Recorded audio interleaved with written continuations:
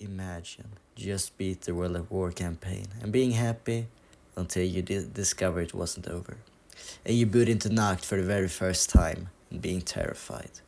My first game was BO1, so I don't really know how that felt. But it must have been a certain feeling that no one could replicate.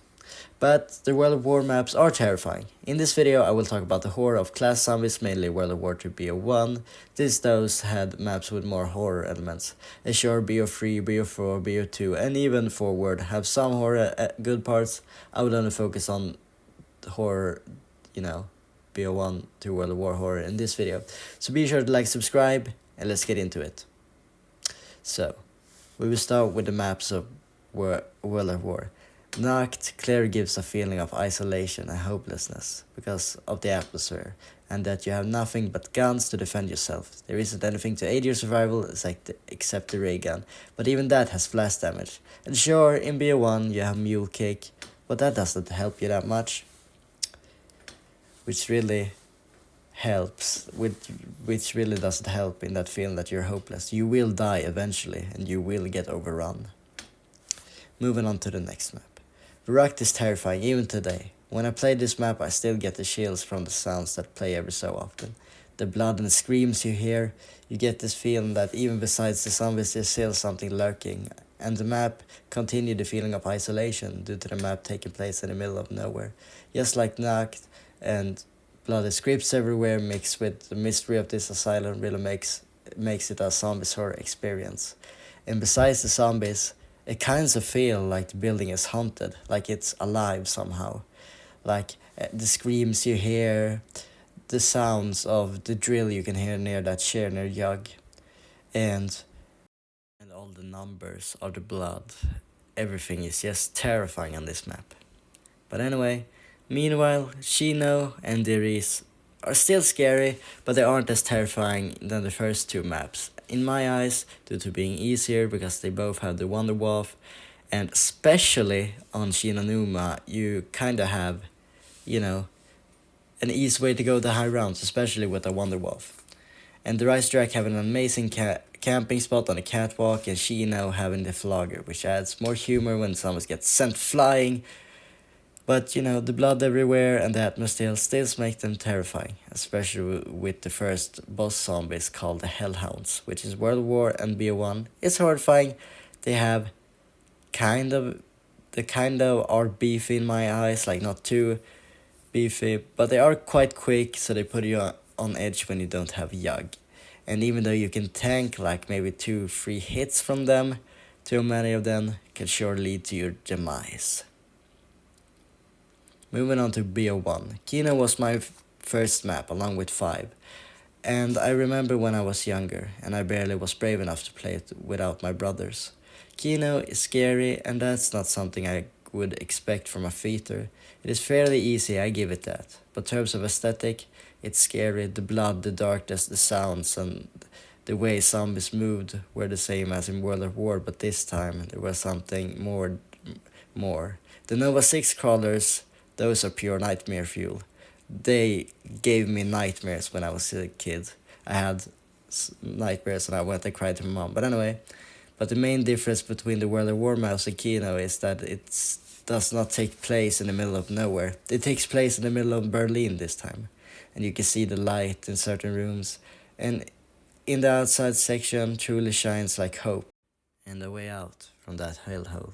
It is truly, in my eyes, scary. 5 is scary because of one main factor. There's no way to see the outside. You're stuck inside the Pentagon, the most secure building in the USA. And it still managed to get overrun by zombies.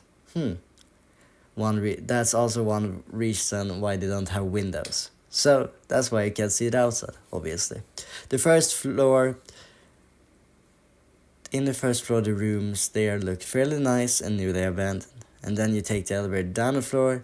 Sure, the war room is darker, but otherwise, it still looks fine. One more elevator. I wonder where that will take me. And then BAM! You're in the labs, blood everywhere, experiments everywhere. This, in my eyes, takes the cake for one of the most terrifying places in BO1 Zombies. There is even an alive pig there, which is kind of terrifying. It squeals, it screams, and you can either choose to put it out of its misery, or you can let it just stay there forever until it eventually dies of natural causes. Which is kind of sad. That pig was kind of cute. But anyway, Ascension is kind of scary, but not super horrifying in my eyes. Sure, the blood everywhere in some areas, and some models sure look scary.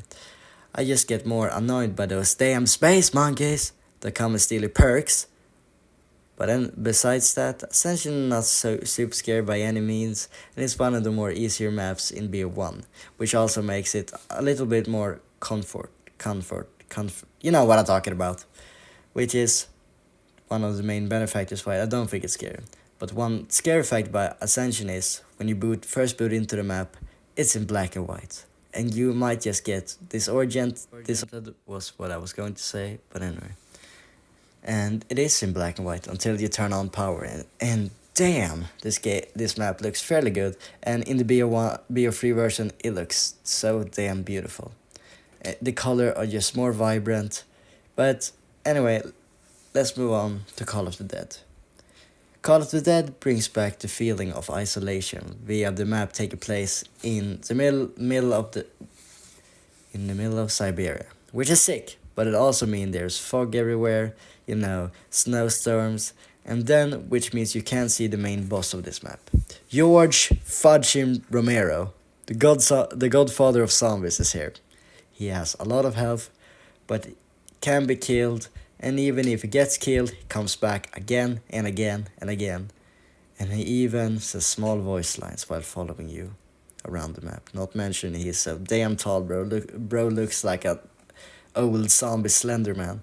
And because of the fog I mentioned earlier, it makes it harder for the player to spot him, which makes this also capture the feeling of hopelessness. Because even the wonder weapons of this map drops off fairly early, which making high rounds so annoying.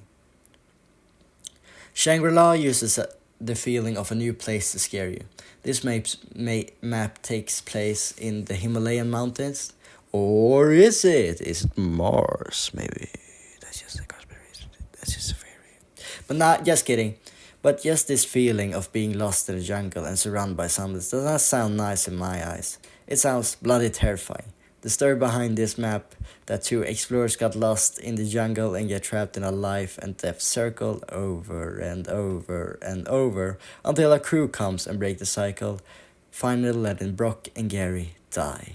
The boss zombies of this map is a napalm zombie that explodes when you come near it or kill it, which will kill you in the process if you're standing close enough and don't have Yug, and will set almost a flaming trap, which will kill other zombies. And the Shrieker. This guy is annoying. He screams at you, which makes your screen, foggy, and both have terrifying models and effects that makes them truly horrifying. Moon. When you first spawn, you are in Area 51, and not on the moon. And as the zombies spawn, you quickly see that there is no rounds. So in panic, you flee to the teleporter, and then realize you just sent yourself to the moon. This map is not terrifying because any zombie or anything or any sound. It is scary because you're alone up there. They're just you and the zombies if you're playing solo. Otherwise you have your friends. But anyway, as the rounds progress, you start to notice the boss zombie for this map. The astronaut. He quietly and slowly follows you, and when he catches you, you pray that it does not take your well-earned Yug. And if he does that, you will be more vulnerable. This is a simple yet effective way to make a map scary. I just wish we have more space maps like it, because in the vacuum of space, there is no sound. These maps are undoubtedly scary, and that mixed with the older engine truly makes them 10 times more scary. Sure, I would argue that maps like Citadel and Terminus are modern zombies horror. The engine and the graphics just makes them less scary, because it makes the map feel more lively and less overrun and dark. And anyway, our time is coming to its end in this video. So if you like this video, be sure to like, subscribe. My like goal for this video is probably 5 likes because you guys smashed the like goal for last video, so I'm really happy by that. So if you could, subscribe or like or both, that would really lighten up my day. But anyway, if you want me to do a video like this for maybe BO2, maybe BO3, maybe BO4, those has a good parts, and even some of the newer games like Cold War or maybe BO6, be sure to leave your suggestions in the comments. But anyway, that's all for me. That's all of me that you will get for now. But anyway, see you guys in my next video. Bye, you beautiful motherfuckers.